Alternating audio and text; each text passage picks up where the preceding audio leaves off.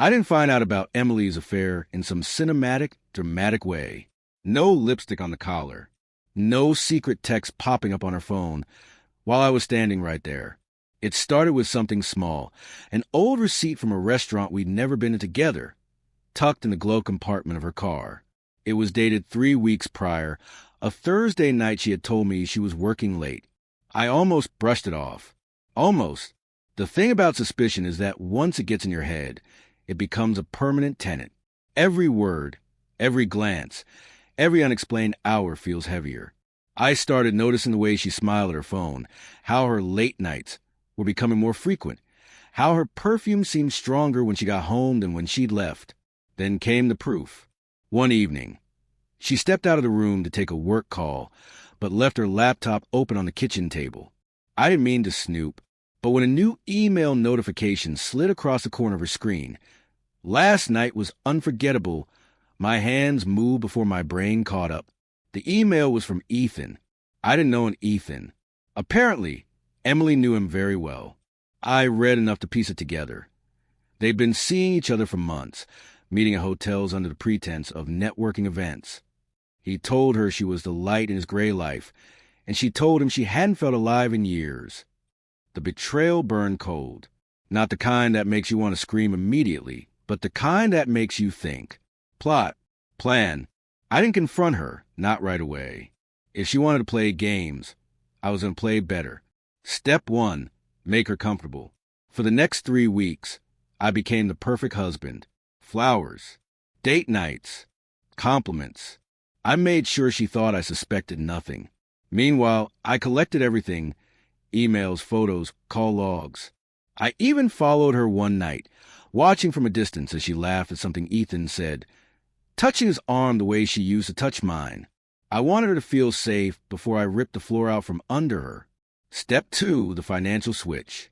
Emily and I shared a joint account, but I handled the finances. I quietly moved my paychecks into a separate account under my name. I transferred our savings into an account she couldn't touch without my permission. She didn't notice. She was too busy sneaking around to pay attention to money. Step 3, the setup. Our anniversary was coming up. Perfect timing. I told her I'd booked us a weekend getaway at a cabin 2 hours away. She seemed genuinely excited, though later I learned she told Ethan she'd try to find a way to meet him that weekend. The night before we were supposed to leave, I suggested inviting a few friends over for drinks. She agreed, thinking it was just a casual gathering. I made sure Ethan got an anonymous invitation, signed, "Guess who's finally free to meet you properly?" and told him the address. The night everything changed. Our living room was warm with music and chatter. Emily was in the kitchen pouring wine when the front door opened and Ethan walked in. The second she saw him, her smile froze. "Ethan," she stammered. I stood beside him, drink in hand. "Emily," I said evenly, "I think you two know each other." The room went silent. Every eye turned to her. Ethan looked confused and angry, realizing he'd been lured into a trap. I didn't yell. I didn't throw things. I simply took out my phone, opened a folder labeled Emily's Adventures, and airplayed it to the TV. Photos of them together. Screenshots of texts. Hotel receipts. Her own words telling him I was too boring to love. She tried to speak, but I held up a hand. "Emily," I said, "this is your official notice. We're done. The papers are in the drawer, by the front door. You'll also notice your name is no longer on any bank account. The car outside, in my name. The lease, mine alone. You can take whatever fits in the suitcase by the stairs.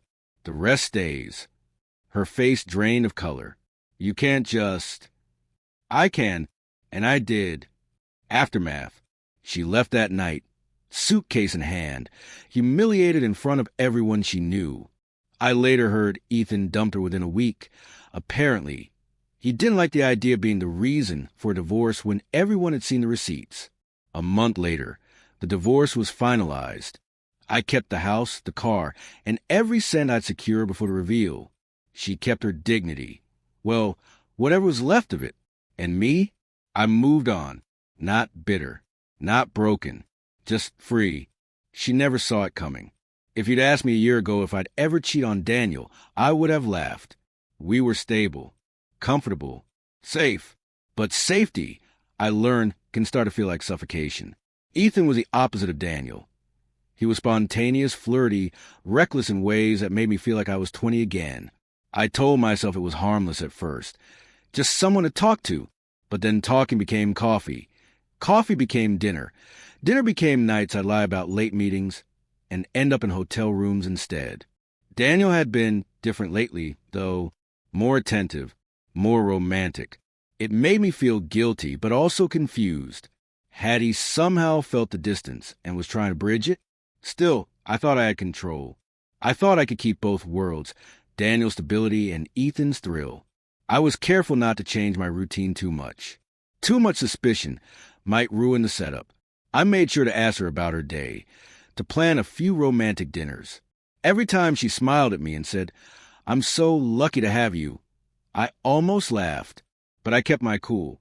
I'd already moved the money, secured the house legally in my name, and found a way to invite Ethan without him realizing it was a trap. I even printed out the divorce papers, dated for the Monday after our anniversary weekend. I didn't understand why Daniel suddenly wanted a gathering before our supposed getaway, but I didn't question it. I wore a red dress, Ethan's favorite, planning to sneak him a photo later. When the door opened and Ethan walked in, I froze. My first thought wasn't fear, it was confusion. Why was he here? And then I saw the way Daniel was looking at me. Calm, cold, like a man who already knew everything. The pit in my stomach told me something was about to shatter. When Daniel played the photos on the TV, my body went numb. My friends, our friends, were staring at me, their faces twisted in disgust. Ethan's jaw clenched, and for a split second I thought he might defend me.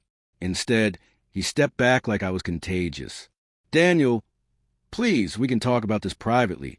I tried to step toward him. "No," he said, his voice steady as a blade. "This ends now, publicly, so there's no rewriting history later." When he told me about the accounts, the house, the car, how I was leaving with nothing but the suitcase by the stairs, my knees almost gave out. He'd been planning this for weeks, maybe months. I thought I was the one in control. I was wrong. I left that night in silence. Ethan didn't follow. He didn't call the next day or the day after. Within a week, his number was disconnected. I ended up renting a small apartment, starting over from scratch. Every time I passed our old street, I wonder if he'd be outside, maybe just to look at me one last time. He never was. I'd played a dangerous game. Daniel had simply played it better. I sat on my back porch with a mug of coffee, the autumn air cool against my skin. The house was quiet, mine alone now. No more late-night work calls. No perfume that wasn't for me. Emily hadn't tried to contact me again. The divorce was final. The settlement had gone exactly as I planned. Every asset locked in my name before she even knew she'd need a lawyer.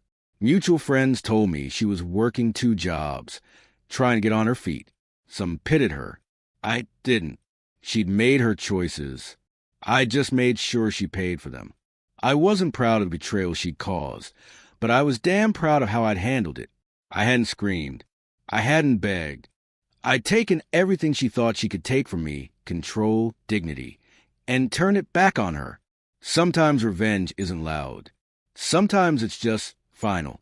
And as the wind moved through the trees, I realized something. I didn't hate her anymore. I didn't love her either. I felt nothing, which, in its own way, was the sweetest revenge of all.